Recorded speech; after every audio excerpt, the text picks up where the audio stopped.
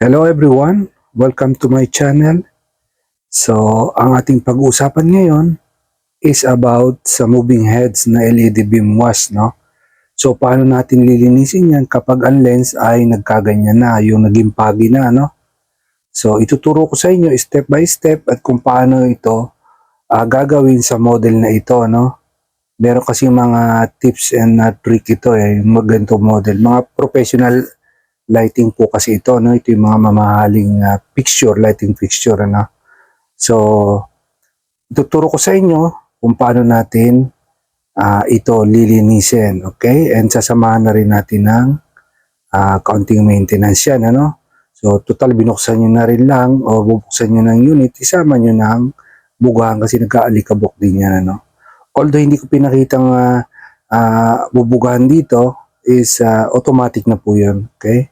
So, pinaiksi ko lang kasi yung video para madali nating matapos at ang ating pakay lamang ay yung pagtuturo paano linisin ang foggy lens. Okay? So, begin na po tayo. So, ang kailangan lang natin i-prepare is yung pambukas natin dyan. Ano? Phillips screw, isang yung katamtaman laki at yung isa ay yung maliit para dyan sa ating crates. No?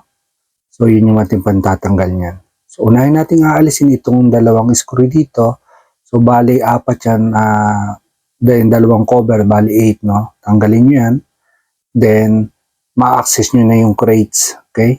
So, pag naalis mo na yung mga tornilyo nyo yan, tinuturo ko na yan, is pwede mo na dahan-dahanin, doon sa gilid, dahan-dahanin itong kabin, gamit ay isang manipis na screw para masungkit nyo at umangat yung crates. So, kasi sa unang pagkakataong bubuksan nyo yan is medyo masikip. Okay? Lapat na lapat siya, no? So, kaya kailangan nyo ng pang sundot para umangat ng konti, no? So, papakita ko sa inyo kung ano yung alin dyan yung sinasabi ko na yon kung na susundutin nyo, no? Para matanggal yung crate. So, bago lahat, tanggalin mo yung lahat ng screw makikita mo dyan. So, nasa lagpas ng 20 pieces yan. So, dyan nyo siya susungkitin, ano? Pinakagilid na yon. Okay? So, pag nasungkit nyo na, angat nyo ng konti, tapos dahan-dahan yung iangat. Okay? At yan, matatanggal na, no? So, ang daming screw niyan. Mga lagpas 20 ang screw niyan, eh. Okay? Doon sa Tarantula series, napakarami. 40 ata piraso. Okay? Then, kapag natanggal nyo yan, isa-isahin yung tanggalin. Okay? Ito ang tatandaan nyo. Isa-isa lang ang tanggal. Huwag mong tatanggalin sabay-sabay. Okay? Pagkalinis nyo ng isa, ibalik nyo. Okay?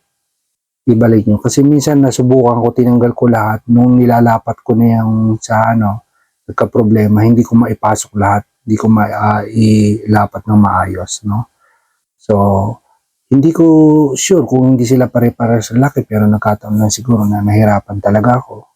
Kaya mula nun, hindi ko na ginawang sabay-sabay siyang pinabaklas. Isa-isa din nilinis ko, din ibabalik ko siya. Okay? So, ganyan na siya. Pag nalinis, so, tiyaga lang. Gamit nyo lang ang microfiber cloth. Okay? Kumuha kayo ng 2 piraso. Isang malinis, isang medyo madumi. Okay? Kasi yung tinatanggal natin, yung pagi niya, nakikita nyo, is yan ay epekto ng ating mga atmospheric fluid. Ano ba yung mga atmospheric effect na ginagamit natin, no? So, yun yung mga haze fluid, smoke machine fluid, o smoke fluid, fog. So, nasa-suction kasi nung ating lighting fixture yan, no? Paloob, ano? So, may mga exhaust fan kasi yan na napupunta siya dun sa loob. So, hindi naman maiwasan magkaganyan yan kasi kailangan natin ng atmospheric effect para lumabas yung ating yung ganda ng ating ilaw, ano? Yung beam, yung mga array, yung mga rays, ika nga ng ating mga ilaw, no? So, yun yung nagpapaganda dyan, yung atmospheric effect. Ang epekto, ganyan nga nangyari.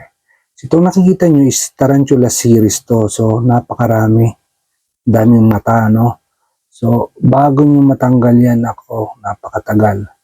Imagine, nung may isang rig ako niyan, ang ilaw kong ganyan is nasa 24 pieces. Halos 3 linggo kong nililinis.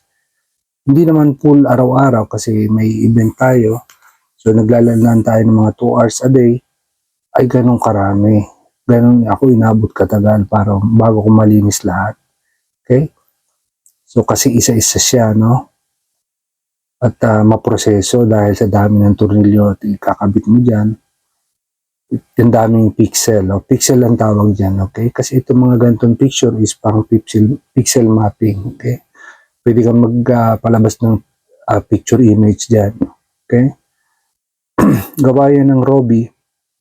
So, isa sa mga sikat at pinamamahal na mga brand ng mga ilaw, no? Sa ginagamit sa mga professional event, okay? Concert, mga nakaset up sa malalaking event, hall, cinema. So, yan yung mga ginagamit. Lalo sa barko. Dito sa pinagtatrabaho ko, lahat ng barko namin is naka-Robi na. So, LED. So, tinanggal na natin ang mga lamps kasi masyadong mataas ang power consumption yan. So, nagsisave ng energy ang barko, okay? So, yun yung mga rason. At saka, mas maganda yung kulay niya, no? Hindi siya mainit. Okay? Imagine, ikaw yung nagpe-perform sa stage tapos puro lamp yung ilaw mo, napakainit. Okay? So, pag LED, medyo cold na siya. Okay? Hindi ganong mainit. Okay? So, ito, mga Robi pa rin to, pero iba-iba siyang modelo na may iba-ibang sistema ng lens. So, ito katulad nito, isang buo yung lens niya, magkakadikit na sila, no? Hindi katulad ng mga nauna, yung spider at tarantula, is pixel map. Ito naman yung pixel bar, okay?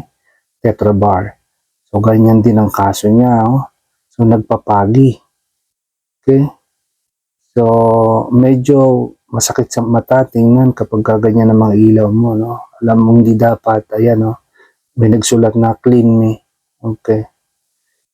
So, alam mong madumi yung ilaw mo is hindi ka mapapakali kung ikaw ang operator. Okay? Kasi alam mong may mali. Okay? So, tiyaga sa pag-iilaw is tiyaga at saka passion. Okay?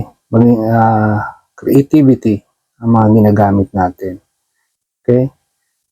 So, dito kasi sa field na pinasok ko is kailangan may mataas ang ng creativity mo. Lalong-lalo na kapag nag-iilaw ka ng live at ang rehearsal mo is 1 hour lang, tapos 12 so ang ilawan mo is dapat paganahin yung creativity mo ng maayos. So, hindi mo yun magagawa kung alam mo ang mga ilaw mo ay may mga problema na ganyan, madudumi yung lens. So, mawawala ka sa focus kasi titingin ka dyan, makikita mo na ang ilaw mo ang dumi. So, nadidistract ka. So, mangyayari, mawawala yung focus and creativity mo, no? So, yun yung isang natin bilang technician, no? Isa sa ating mga mahalagang trabaho na pag-aalaga ng ating mga kagamitan or mga instrumento na ginagamit natin upang magawa natin ng maayos sa ating trabaho. Nang sa gayon ay makapag-deliver tayo ng maayos na show sa ating mga guests or ating spectator o yung mga manonood natin, ano? So, mahalaga po yan. Okay, ang pag-maintain ng mga gamit. Kahit naman sa bahay, no? Kapag alam mo may problema, ang mga gamit mo, hindi ka rin mapakali, okay? So, maraming salamat sa inyong pagtutok at naway may kaunti kayo na pulot dito sa ating maiksing video. Okay? So, marami po tayong related video regarding sa paglilinis ng mga ilaw dito sa ating channel. No? So, please visit po sa ating channel at i-search nyo lang yung mga video na related or scroll down nyo. Then, meron din tayo mga iba't ibang uri ng video na in-upload o pinablish para sa ating mga kasamahang technician na baguhan, ano. Okay? So, para makapag-share naman tayo at sa gayon ay makatulong naman kahit sa munting paraan, no. Okay? So, ito pala yung aking lighting desk na ginagamit lalo-lalo na pag nasa theater ako naka-duty. Okay? So, ito yung pinakabagong series ng Grand MA. Okay? So maraming salamat sa inyo and God bless to all of you, and please like and share and subscribe if you like this video. Thank you very much.